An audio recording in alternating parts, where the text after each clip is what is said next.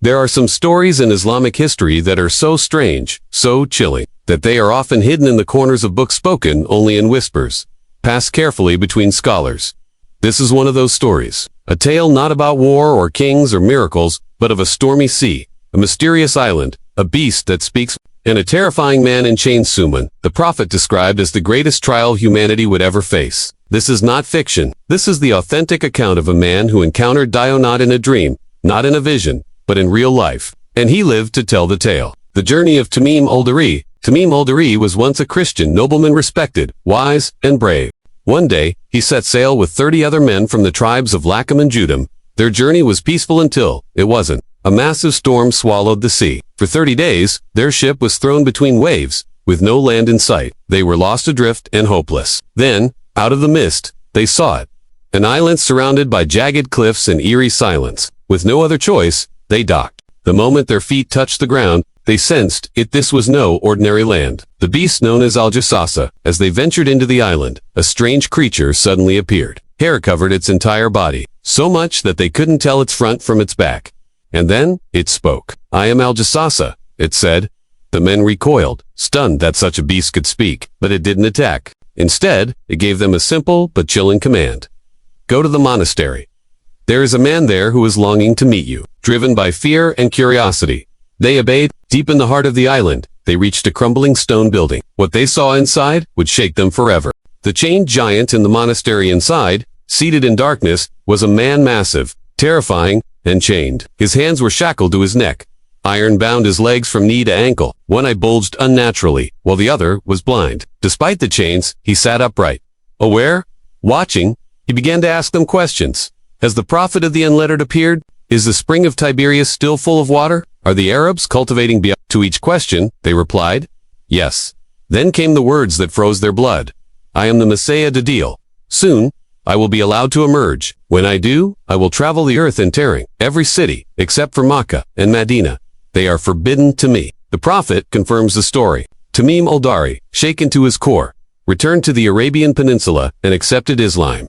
Immediately, he sought out the Prophet Muhammad and narrated everything. The prophet gathered the people and said, he has told me something which agrees with what I used to tell you about the deal. He confirmed that Dajjal was real, chained, and waiting on an island in the east. This was the only time the prophet narrated a companion's dreamlike experience as proof of something unseen. Who is Dajjal? Dajjal is not just a false messiah. He is the greatest trial that will ever test mankind. The prophet described him as one-eyed, with a bulging eye like a floating grape, with written on his forehead, capable of miracles causing rain, growing crops, reviving the dead, and more, accompanied by hell and paradise. But his paradise is actually hell. Was Al-Jassasah real or symbolic? Scholars differ. Some, like Imam Nawawi, believed Al-Jassasah was real, a creature appointed by Allah to guard Dajjal. Others, like Imran Hossein, see it as a symbolic being, representing the beginning of Dajjal's influence in the unseen. Regardless, one truth remains.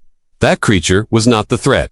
She was guarding something far more dangerous. Why is Dajjal chained? According to classical scholars like Ibn Hajar, Dajjal is literally restrained. The island is real. The chains are real, and he is waiting. Others say the chains are symbolic, representing a time when Dajjal's ideology is not yet fully unleashed. But today, many believe we are in that transitional time. His physical body is bound, but his influence spreads. Media, morality, materialism, everything seems flipped. Evil is glamorized. Truth is mocked. Could this be phase 2 of Dajjal's mission? The prophet pointed toward the east, saying Dajjal was in either the Syrian Sea or the Yemeni Sea, but then emphasized, no. Rather, he is in the east. Some scholars suggest the island could be in the Indian Ocean near the Socotra archipelago, or even in the Bermuda Triangle. But no one knows for sure, and perhaps that is the point. Allah has concealed it for now. Dajjal's influence. Today, the prophet warned that Dajjal would bring fire that looks like paradise, and paradise that looks like fire. Does that not sound like our time? Where truth is punished, and lies are celebrated, where haram is normalized, and halal is mocked. Modern scholars argue we may already be under Dajjalic systems: media, economy, politics, global surveillance, all preparing the world for a savior. But he won't be one. He'll be the ultimate deceiver. The Prophet Muhammad gave us clear, simple instructions.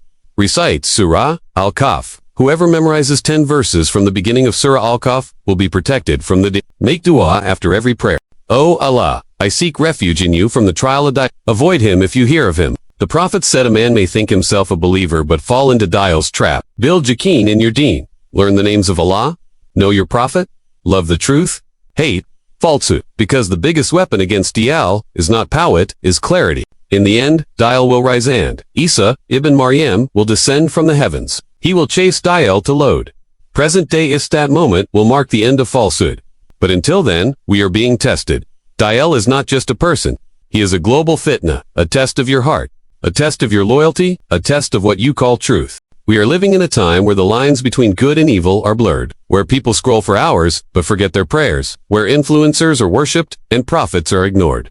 And when Dajjal comes, he won't come as a monster. He'll come as a hero. Are you ready? Tell me in comments. Thanks for watching.